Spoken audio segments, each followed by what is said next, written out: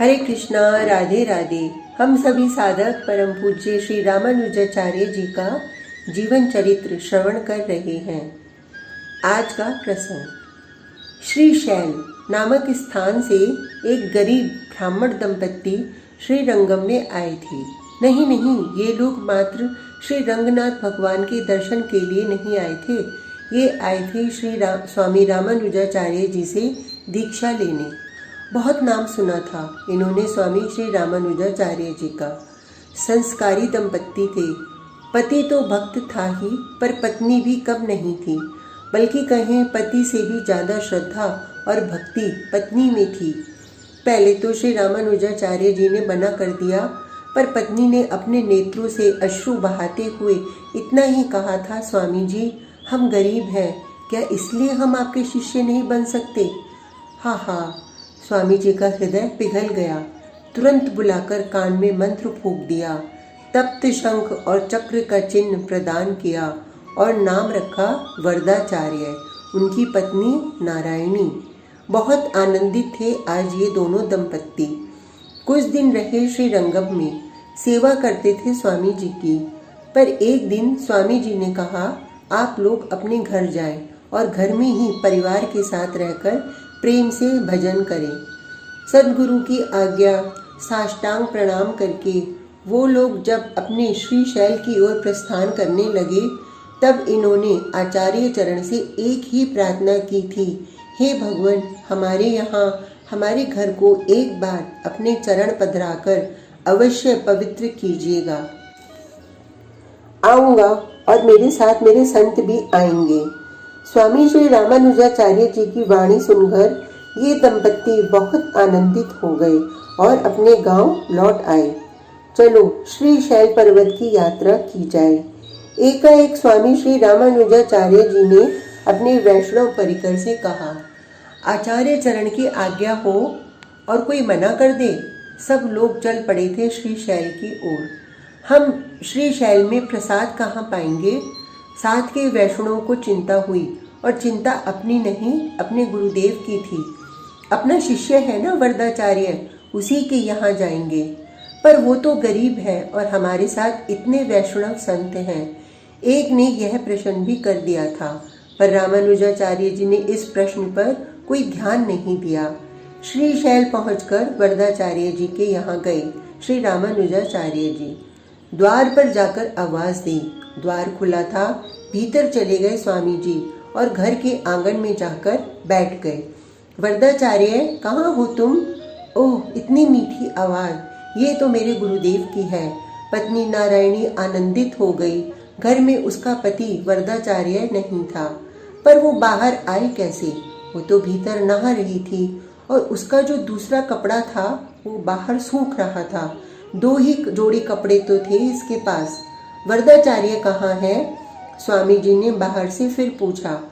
वो बस यहीं आसपास में है भगवान, भीतर से नारायणी ने बताया। स्वामी जी समझ गए, स्नान कर रही है नारायणी और इसके पास साड़ी 2 ही जोड़ी हैं, दूसरी सूखी नहीं है। ओह, हृदय पिघल गया स्वामी रामानुजाचार्य जी का। इतनी गरीबी! अपना पीला उत्तरीय स्वामी रामानुजाचार्य जी ने भीतर फेंक दिया, जिसे पहनकर वो अब बाहर आ गई थी। आसन, जल इत्यादि सब दिया नारायणी ने। सुनो नारायणी, ये सब लोग मेरे साथ आए हुए हैं, इनको सीधा सामान दे दो, ये लोग बना लेंगे दाल चावल, घी इत्यादि दे दो। स्वामी रामानुजाचार्य जी ने नारायणी से कहा। हाँ भगवान, बस अभी ये सामान लेकर आती हूँ। इतना कहकर वो बाहर जाने लगी। पर तुम जा कहाँ रही हो? घर में होगा ना, दे दो घर से। स्वामी जी की बातें सुनकर नारायणी बोली, नहीं, मैं अभी बढ़िया सीधा सामान लेकर आती हूँ, बाजार से लेकर आती हूँ। इतना कहकर वो बाहर चली गई। नेत्रों से अश्रु बहने लगे नारायणी के। हे नारायण, क्या करूँ मैं? घर में कुछ नहीं है और आज मेरे सद्गुरु भगवान घर में पधारे हैं और उन्हें मैं कुछ दे नहीं पा रही हूँ, क्या करूँ? तभी सामने से दिखाई दिया वो व्यापारी। ओह, ये व्यापारी फिर दिखाई दे गया। मुंह फेर लिया नारायणी ने उस व्यापारी को देखते ही। अरे भाई पंडित जी, कहाँ हो? व्यापारी तो घर में ही घुस गया था आज। पंडित जी नहीं है, जाओ, जब पंडित जी आए तब आना, नारायणी ने तेज आवाज में कहा। अरे, तुम जब नाराज होती हो तब और भी सुंदर लगती हो, क्या रूप दिया है भगवान ने तुम्हें। व्यापारी छूने के लिए उत्सुक हुआ। नारायणी चिल्लाकर बोली, मुझे हाथ मत लगाना, नहीं तो मार दूंगी। अरे, हम तो मर ही गए हैं। सुनो नारायणी, बहुत पैसा दूंगा, बहुत पैसा, बस एक बार मेरे साथ। खबरदार जो ऐसी गंदी बात अपनी जुबान से भी निकाली तो। अच्छा, नहीं निकालते ऐसी गंदी बात, पर कब तक ऐसी फटी मैली साड़ी पहनती रहोगी। मेरे साथ आओ, मेरे लिए ये गंदी साड़ी ही अच्छी है, जा तू। ठीक है, अभी तो जा रहा हूँ। ठीक है, अभी तो जा रहा हूँ, पर मेरी बात याद रखना, कभी भी आवश्यकता पड़े धन की तो मेरे पास आ जाना, कभी भी। नहीं पड़ेगी दुष्ट, जा तू। व्यापारी की दुकान। उसकी ओर देखने की इच्छा भी नहीं हुई नारायणी को, पर तुरंत व्यापारी की वो बात याद आ गई, कभी धन की आवश्यकता पड़े तो मेरे पास चली आना। आवश्यकता तो है, पर ये शरीर। नारायणी हंसती है। इस शरीर का क्या है, मर जाएगा, फेंक दो कुत्ते खा जाएंगे, जला दो तो राख है, नदी में डाल दो तो मछली और कछुए का भोजन। हाँ, इस शरीर के माध्यम से अगर संतों की सेवा हो सके तो इससे धन्यता और क्या होगी। मुस्कुराती हुई गई व्यापारी के पास। आओ नारायणी, आओ। बहुत खुश हुआ व्यापारी। धन चाहिए सेठ, कुछ धन चाहिए था। नारायणी ने जाकर कहा, धन? कितना धन चाहिए? बस 1000 रुपये। ले लो, लो 1000। ले लिए नारायणी ने 1000 रुपये। कब आओगी? आज रात को ही आऊँगी। अगर नहीं आई तो? सेठ ने पूछा। ब्राह्मणी हूँ सेठ, जो कहती हूँ करती हूँ। नारायणी इतना कहकर चली गई। बाजार से राशन का पूरा सामान लेकर नारायणी घर में पहुंची है। वरदाचार्य आ गए थे घर में। वो बहुत आनंदित थे अपने सद्गुरु रामानुजाचार्य जी को अपने घर में पधारे देखकर। सामान लेकर पहुंची पत्नी नारायणी। इतना सामान? भोजन बनाने की तैयारियां शुरू हो गई थी, पर अकेले में वरदाचार्य ले गए अपनी पत्नी नारायणी को। नारायणी, इतना पैसा कहाँ से आया? और तुम्हारे पास तो कोई गहने भी नहीं है। फिर क्या बेचा तुमने? ये शरीर बेचा, नारायणी ने गर्व से कहा। हाँ पतिदेव, ये शरीर बेचा। उस व्यापारी ने इस शरीर की कीमत लगा दी थी, पर किस काम आता ये शरीर? आज इतने रुपए मिल गए हैं इस शरीर के, बस एक रात के। उस धन से सेवा हो रही है संतों की। संत लोग प्रसाद पाएंगे, इस शरीर का क्या है पतिदेव? रो गए वरदाचार्य और अपने हृदय से लगा लिया नारायणी को। धन्य हो तुम, धन्य है तुम्हारी गुरु सेवा।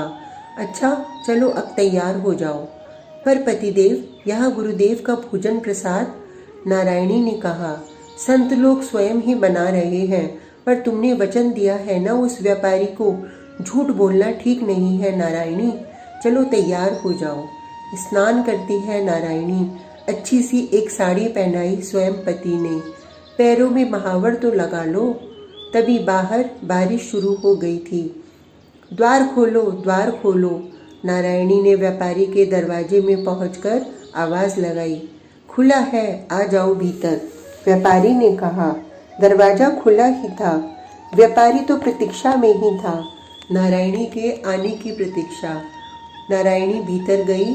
दिव्य तेज से भरा हुआ मुखमंडल नारायणी को देखते ही वो सेठ तो उठ गया। वो बड़ी चली जा रही है सेठ के पास। चमकता हुआ चेहरा, आंखें मानो चीर कर हृदय की सारी बातें पढ़ रही हो। आ गई मैं, बोल अब क्या करेगा? एक नारायणी के उस दिव्य तेज को देखकर सेठ डर गया। ऊपर से लेकर नीचे तक एक नजर डाली सेठ ने। आपके पैरों में महावर? बाहर तो बारिश हो रही है ना? सेठ ने पूछा।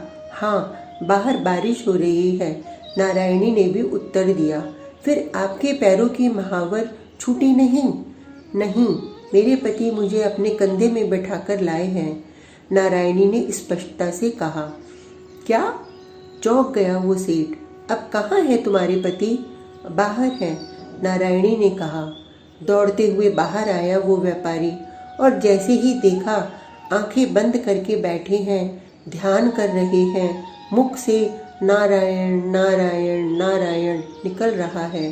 पैरों में गिर गया वो व्यापारी नारायणी के। माँ, मुझसे बहुत बड़ा अपराध हो गया, मुझे क्षमा करें।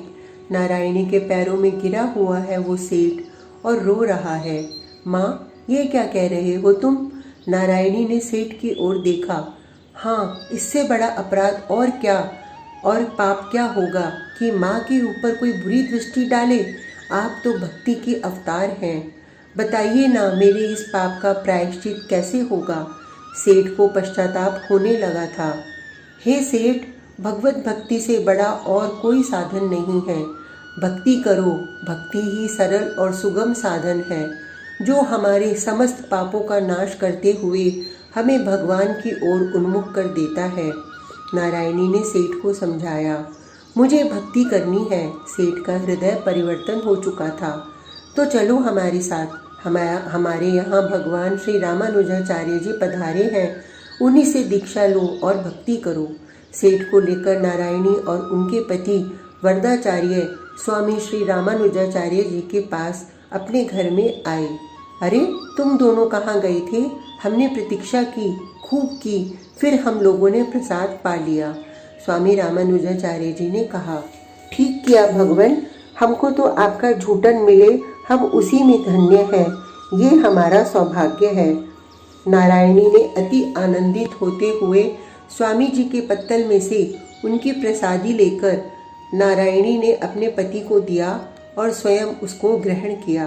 सेठ ने हाथ जोड़कर जब स्वामी जी से प्रसाद की याचना की, तब स्वामी जी ने इतना ही कहा, किसी के प्रति भी बुरी दृष्टि डालना ये नरक के द्वार को खोलता है, पर नारायणी भक्ता है, इसने तुम्हें भी भक्त बना दिया।